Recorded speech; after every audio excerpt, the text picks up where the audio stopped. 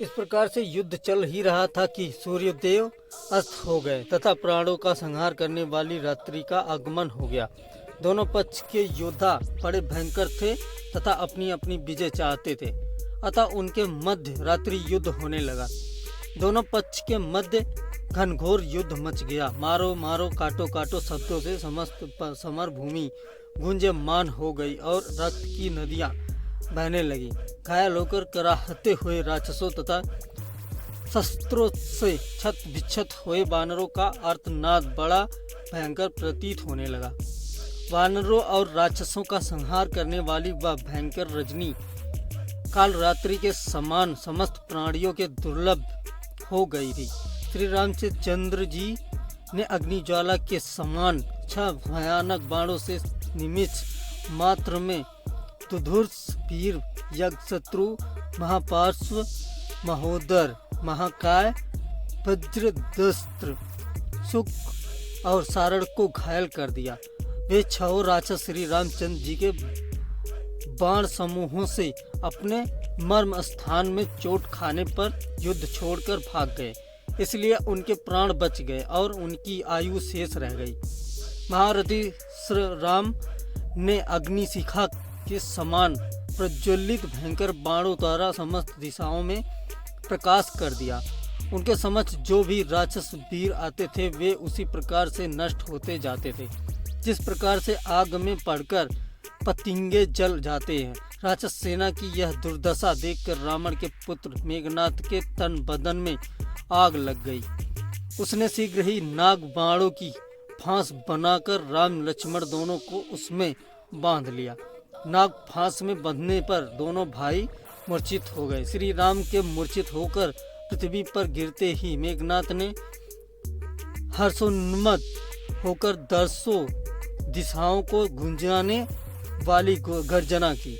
राक्षस सेना में फिर से नव जीवन आ गया और वह मेघनाथ की जय जयकार करती हुई बड़े उत्साह से वानर सेना पर टूट पड़ी।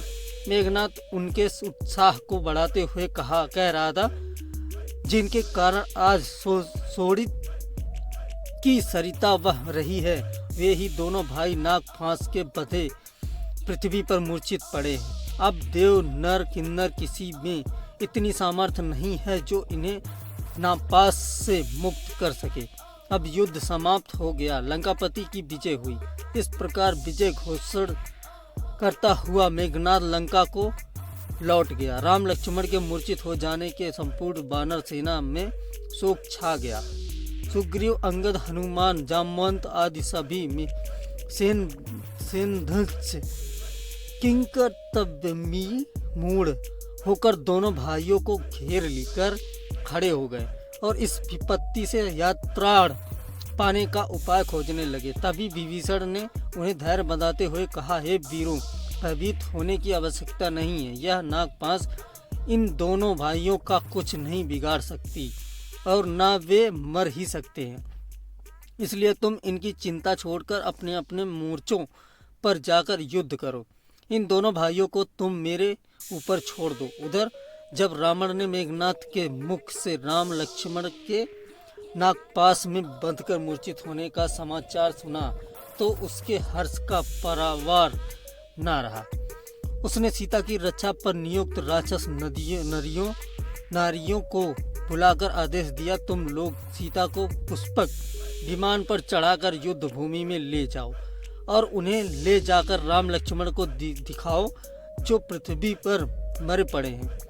रावण की आज्ञा पाते ही राक्षसनियां जानकी को विमान में चढ़ाकर युद्ध भूमि में ले गई, जहां राम लक्ष्मण मूर्छित अवस्था में पड़े थे। सीता ने देखा राक्षस सेना जय जय नाद कर रही थी और वानर सेना शोक में डूबी हुई निराश खड़ी थी। दोनों भाइयों को इस प्रकार पृथ्वी पर पड़ा देखकर सीता के धैर्य का बांध टूट गया और वे फूट फूट कर रोने लगी। हाय, आज मैं विधवा हो गई। बड़े बड़े ज्योतिषियों की यह भविष्यवाणी मिथ्या हो गई कि मैं आजीवन सधवा रहूंगी, पुत्रपति बनूंगी। हे नाथ, आपने तो कहा था कि मैं अयोध्या लौटकर अश्वमेध यज्ञ करूंगा। अब उस कथन का क्या होगा? जो विश्व को जीतने की शक्ति रखते थे, आज वे कैसे मौन पड़े हैं। हाँ विधाता, तेरी यह क्या लीला है। ये त्रिजटे तू मेरे सती होने का प्रबंध करा दे। अब मैं इस संसार में अपने राम के बिना नहीं रहूंगी। अब मेरा जीना व्यर्थ है। सीता को इस प्रकार विलाप करते देख त्रिजटा ने कहा, हे जानकी, तुम व्यर्थ में विलाप करके जीव छोटा कर रही हो।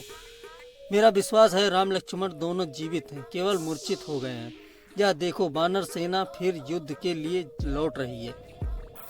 सुग्रीव और विभीषण उनके चेतन होने की प्रतीक्षा कर रहे हैं। मेरा अनुमान मिथ्या नहीं है। वे उठकर फिर युद्ध करेंगे और रावण का वध करके तुम्हें अवश्य ले जाएंगे। तुम धैर्य धारण करो।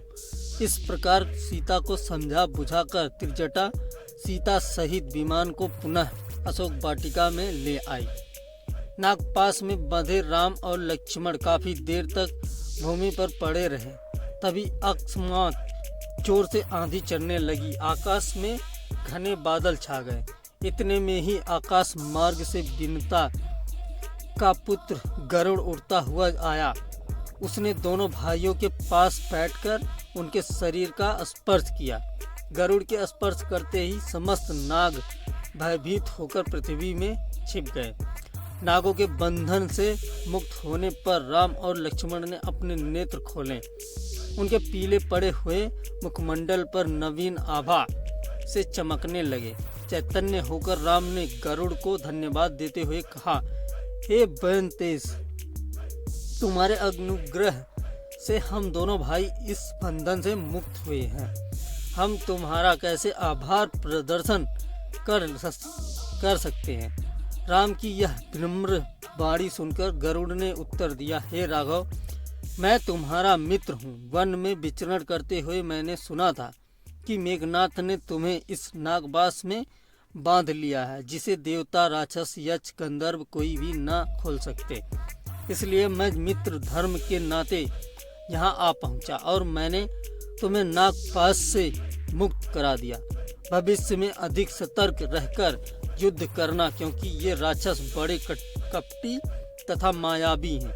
इतना कहकर गरुड़ ने उनसे विदा ली। राम और लक्ष्मण को पूर्णतया स्वस्थ पाकर वानर सेना के आनंद का परावार न रहा। वे रघुवीर की जय जयकार करके बाजे, नगाड़े, रणभेरी आदि बजाकर राक्षसों को भयभीत करने लगे।